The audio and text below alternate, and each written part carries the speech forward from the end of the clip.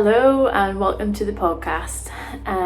We are on episode 29. It's nice and early in the morning, the nice beautiful light's coming in, and I thought it was time to record a podcast because I have quite a few things that I'd love to tell you about. So start off with what I'm wearing. This is the Spearhead sweater by Jarod Flood. And it was knitted in Alafos Lobby. And funnily enough, I actually didn't knit this. It was given to me as a present, not gifting or advertising or anything like that. Just as a gift from someone who thought that I would get some wear out of it. It was actually knitted by Anna of Lanae Tricot, and she has a yarn shop in Grenoble. So she felt like she wasn't getting the wear out of it, and she sent me a little email asking what my measurements were, and I sent them over, and she measured it up with the sweater, and she thought that it would fit me, and she just asked me if I wanted it because she didn't really wear it. And I said I would love that, and now I'm wearing it all the time because it's so warm and I really love it, and our house is not that warm. So I'm not sure what the colours are obviously because I didn't knit it, but yeah, really beautiful sweater and I'm really enjoying it.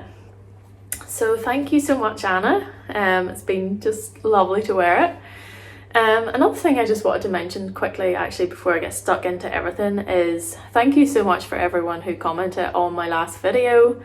We've got so many nice comments about the vlog and taking you through my week, and everyone seemed to really enjoy it. So hopefully I'll do a few more like that. I can't promise them all the time, maybe once a month or once every 2 months even. But yeah, I would like to do that every so often, but not every week's as interesting as the one in the vlog. So might just have to wait until I'm doing something kind of interesting. But yeah, I do plan on doing a few Vlogmas episodes, not every day, just maybe like 3 or 4 Vlogmas episodes in December, just for the fun of it. So yeah, you can look forward to that. So my one finished object that I have to show you, as some of you may know, I was offline and off work for 1 week last week, and I made the most of my time by really getting ahead with some knitting and also some reading, but I'm not going to talk about the reading, I'm just going to talk about the knitting. So first of all, I had 1 row done of this before I took the week off, and it is a granny stripe blanket, crocheted. Now, I have made one of these before and I gave it to my sister-in-law because she's going to have a baby soon, and so basically I make these to use up the scraps that I have, nice little pieces left over or random skeins of wool that I have. So I'm just going to chat you through this blanket because each one is different, so I won't take too long, don't worry. So this green one here is one I picked up at the swap table at the knitting retreat that I organised last November, a year ago, and it's Blacker Yarns brushwork, and I don't know the colour. This one here is Marina Skew's Mendit 4-ply, which she dyed with avocado. This one is my Cumbrian 4-ply. It was a limited edition one that I released last year, I think. This one is my Causeway yarn, which I released last year, that I just had a little bit left off, but it is coming back to the shop. I'm so happy. This one is a little test skein I received from Jess of Olan, who's spinning some stuff for me up at the minute. And this is Spotted Dutch, not for sale yet. This one is the Cumbrian 4-ply in a different colour. This is the Causeway yarn. This is the Cheviot. This is the Dorset yarn that's about to be released in the next shop update. Marina Skewer Mendip, again dyed with, what did she dye this one with? I'm not sure. This one is my Jacobs, which will be coming back to the shop. Who's excited for that? I am.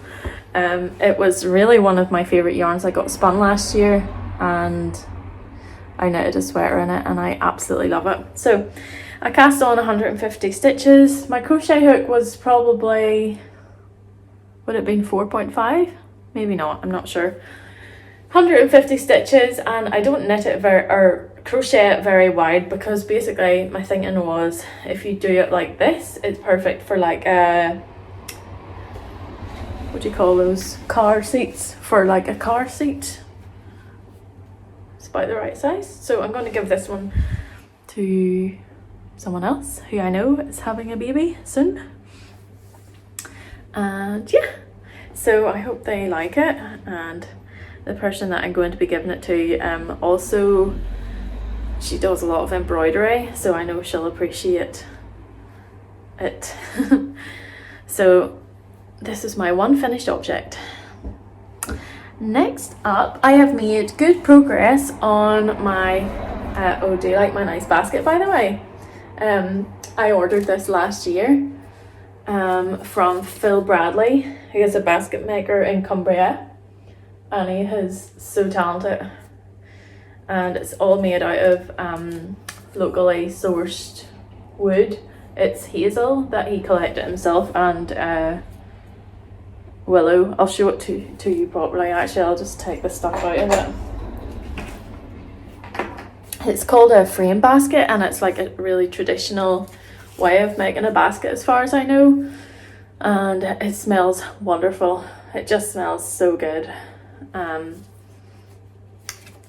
Yeah, so perfect for keeping yarn in, perfect for foraging stuff for dyeing, great for smelling because it smells so good. Is that weird? Anyway, at the moment it's holding my nurtured sweater, which I'm knitting for my husband. I've been very slow to get started in this. I'm not sure if it's just because, I don't know, I've already knitted one and I didn't feel like knitting another one, but anyway, I'm going with it. So I have just finished my second sleeve and I've just cast on the body. So I am knitting it in my BFL Massim iron weight, and he's got really long arms clearly. And yeah, I'm really enjoying how the fabric is turning out with this yarn. The last time I knitted it in my Shetland iron weight, and this is lovely too. And this is where I've cast on the body. I just did this a couple of nights ago. So I'm not doing a crop version for him. You know, he doesn't have any high-waisted trousers or high-waisted skirts to wear it with.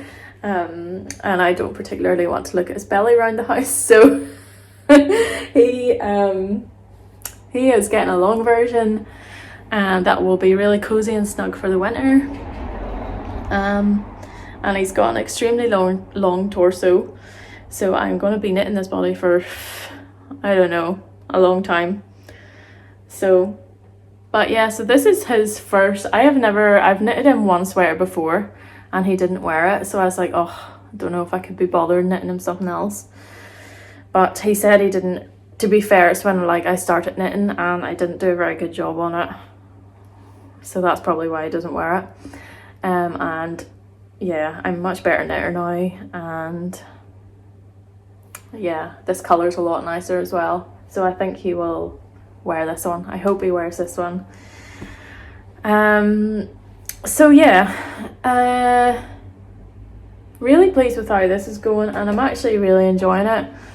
Actually getting started is like, when you get started with something that's not too bad, it's just getting going with it and getting the right needles and the right cable size and swatching and doing all that pre-knitting work that you have to do. That slows you down a little bit. So I'm doing this, and yeah, you can see me next year for when I finish the body. So that is in my little Phil Bradley basket. Next thing is, oh well, that's basically all I'm doing at the moment. I have cast on the Songbird mittens. I don't know if I've mentioned that on here, but yeah, so I really enjoyed it when I cast it on. Not that I'm not still enjoying it, but it's a bit of a slow project because I have to check every row, which is a little bit tedious. It's not the pattern's fault, it's just because you just have to concentrate, and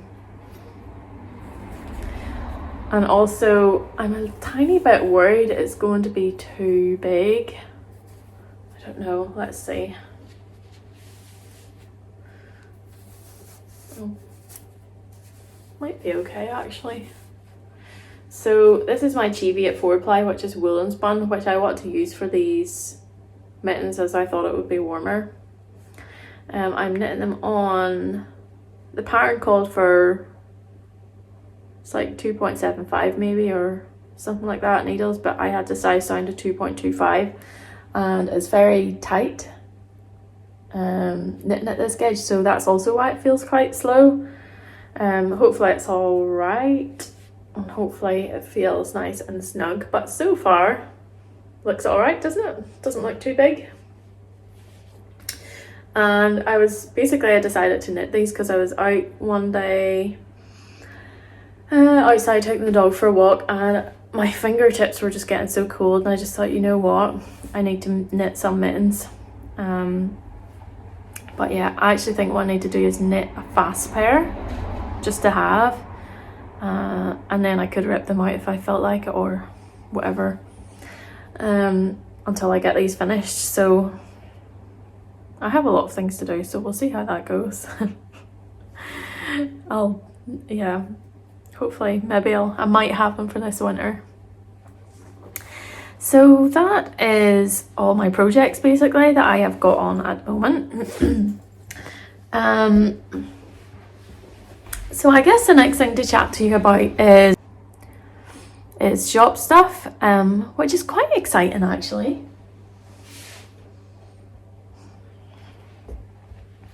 So my next shop update is Friday the 30th of October, 8 p.m. GMT, and I have dyed up so much of my new limited edition Dorset base, which I am very excited to release at the next shop update.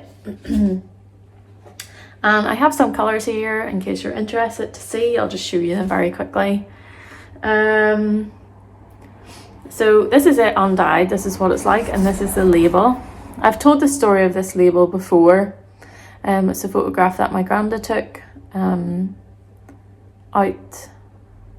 looking out to this tree, which you can see from the back window of the house he lived in. And 2 fields away is where the yarn was produced. So it was where I grew up, and yeah, it feels like a really special yarn to me. So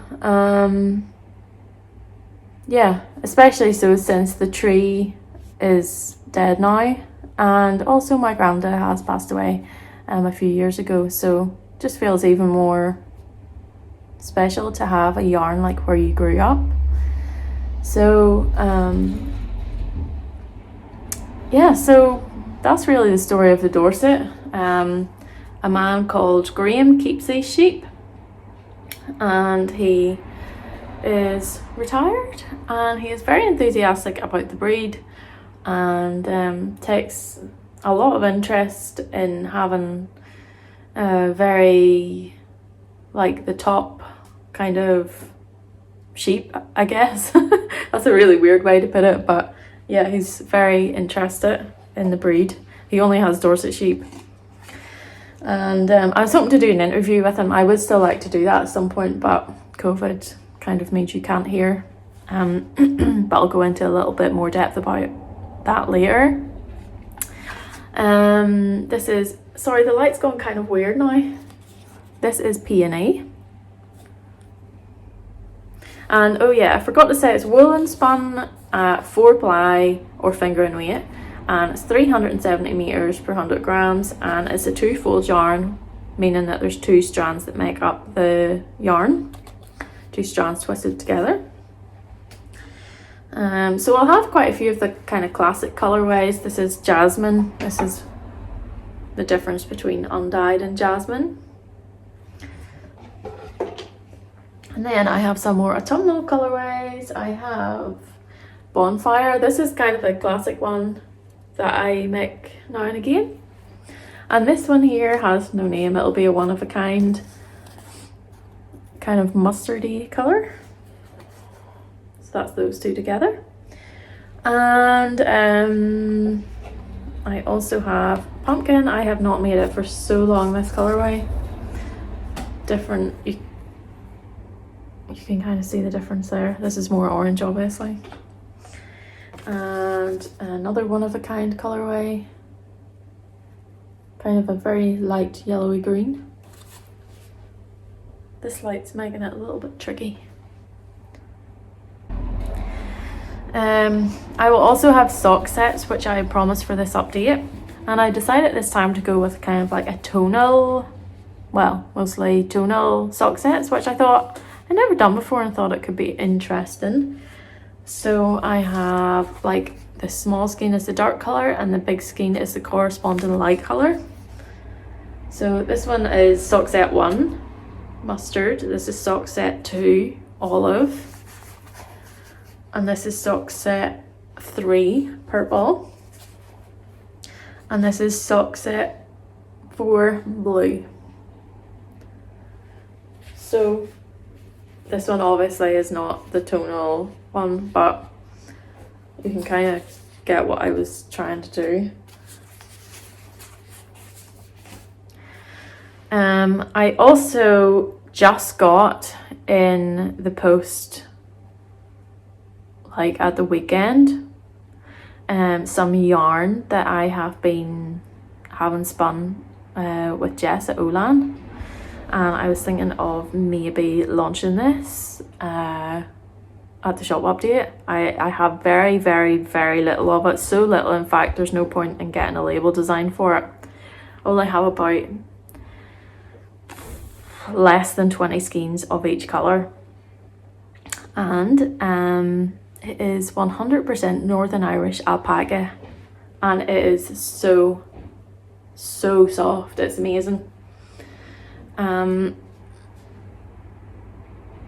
she did such a perfect job on it. Like, it is really gorgeous, really nice. So I have 3 colours. I've got this kind of, I wouldn't say it's white, like this is it compared to the Dorset. Like the colour's like quite different. It's more cooler toned, more slightly fawn-ish coloured, and it's utterly soft, and so it's very beautiful. And obviously like wool is my first love, but my kind of whole I'm trying to do my whole ethos. I kind of want it to be like local yarns to me and traceable, so like I can tell you exactly where it came from, and that's kind of like what's important to me and what I'm trying to do with Woolly Mammoth. So this is the first for me. I've never had 100% alpaca base. It is a 4-ply. I'm waiting to hear what meterage it has, but I'm guessing it's probably going to be about 400 meters or so, and it's just beautiful. It could maybe be held double with another yarn to create a slightly more fuzzy effect. People usually say that alpaca hasn't got as much memory in it as wool. I haven't actually knit a swatch with it yet, so I can't tell you, so that's bad form. But I think it would obviously have like a really nice drape just by the way it feels, and I think it would be particularly good for a shawl. I certainly wouldn't be using it for socks. It might be nice held double for a hat, or maybe even a drapey cardigan. But like I said, I have so little of it. I'm just going to pop it in the shop update probably, and yeah. But Jess did an absolutely amazing job on this, and I really love the fibre and the result from it. It's just so soft, it's amazing. So this will be in the next shop update, but again, like I have so little of it, so I know there'll be loads of people probably disappointed that they can't get some, but next year I can maybe make a bigger effort to source more fleeces and yeah, take them down to Jess for spinning. So really pleased with this. The other little thing that I will have in the next shop update that I'm very proud of is my autumn mini skein set. So it's a bunch of 6 mini skeins, they're 20 grams each, and it's on my natural sock base, which is 50% BFL, 50% Cheviot, and it's sourced, spun and made in the UK. And I've tried to go with kind of subtle autumn colours, not too bold, but like some quite interesting colours, so I'll just show you. So it's kind of like a really muted green, a muted pink. It's actually nicer than it's shown on the camera, I think. This muted kind of camely browny colour.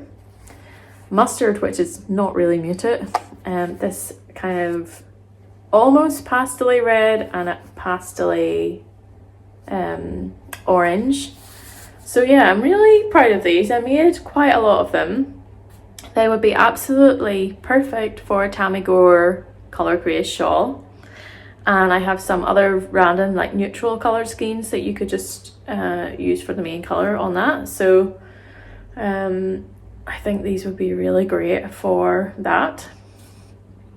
And mini skein sets are just fun. Like, they're fun for colour work, they're fun for, I think they're really good for shawls and, well, mittens and just about anything really.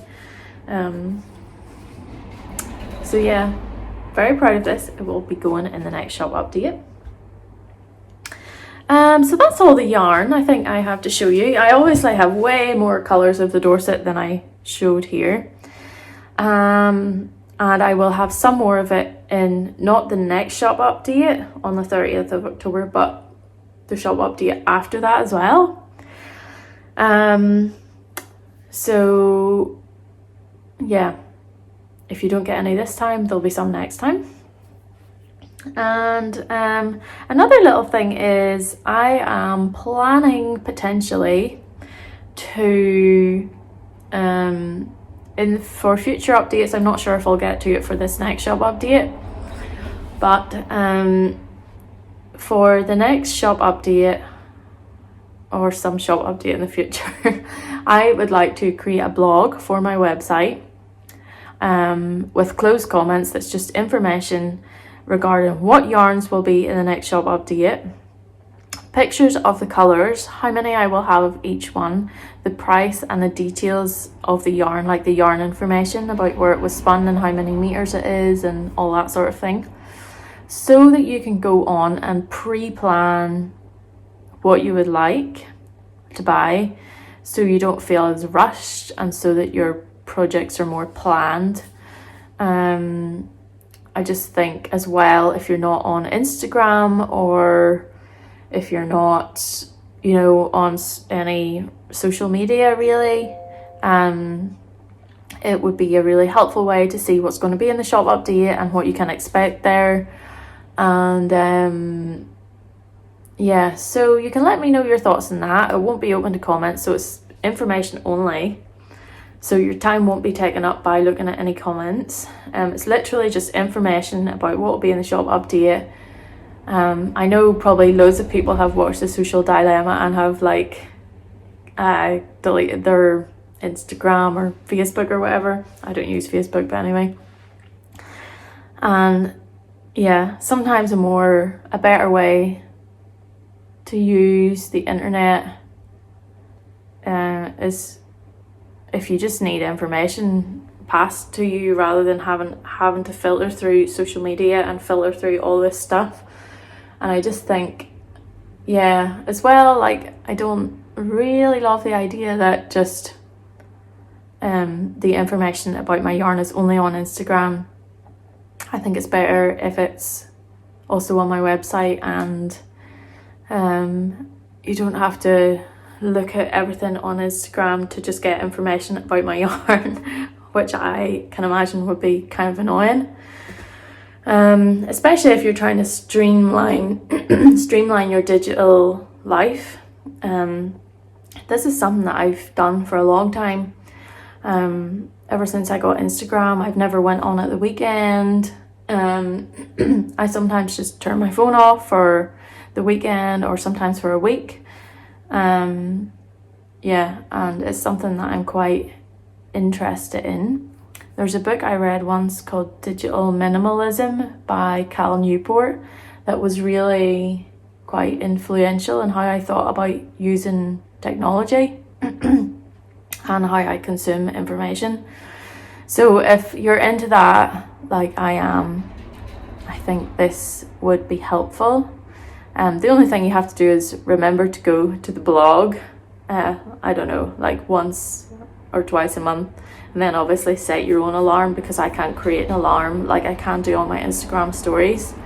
But that's no big deal, I guess, if you can figure out the time difference.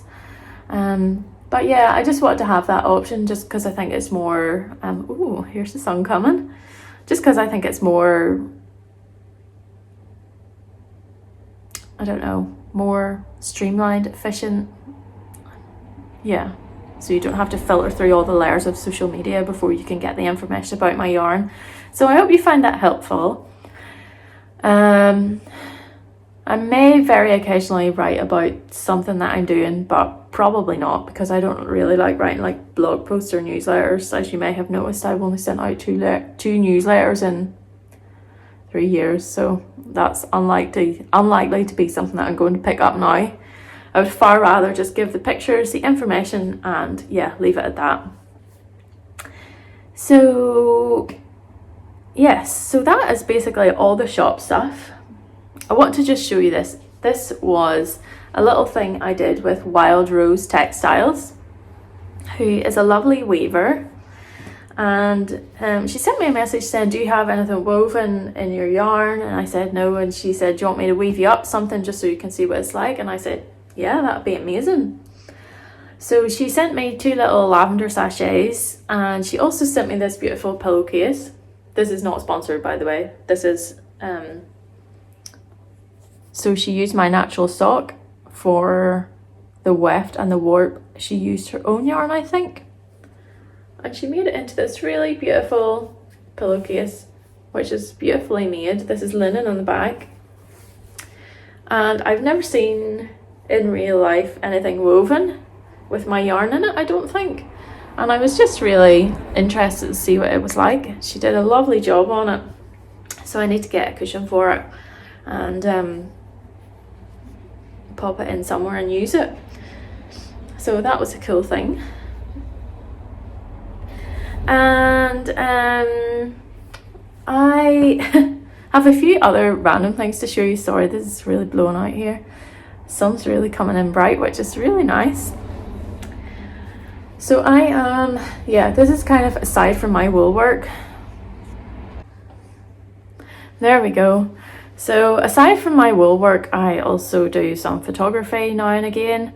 It's mainly architectural photography for architects. I maybe do about 1 job a month. But because Woolly Mammoth has just really taken over my life, and that's what I do every day now, apart from the very occasional day that I take photographs. And I was asked to take part in an exhibition.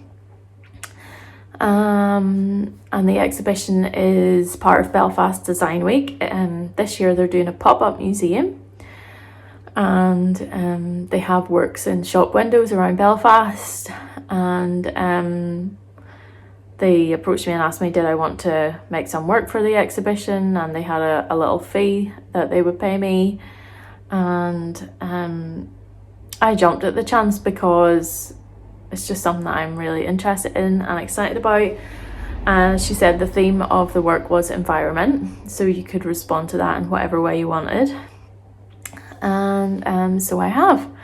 So in the exhibition, I'll be exhibiting quite a big photograph that I took recently of my home place, as well as a very large heirloom map which belonged to my granda, which was falling to pieces, but I got it conserved by a paper conservator who did an absolutely amazing job, and then I got it framed, and a framer did an absolutely amazing job, and those will be installed this week in Bound Concept, which is a shop in Belfast. It sells like interior things and stuff. Anyway, I'll just show you the map here. You see, it's nice the way the map is sitting beside the pile of washing.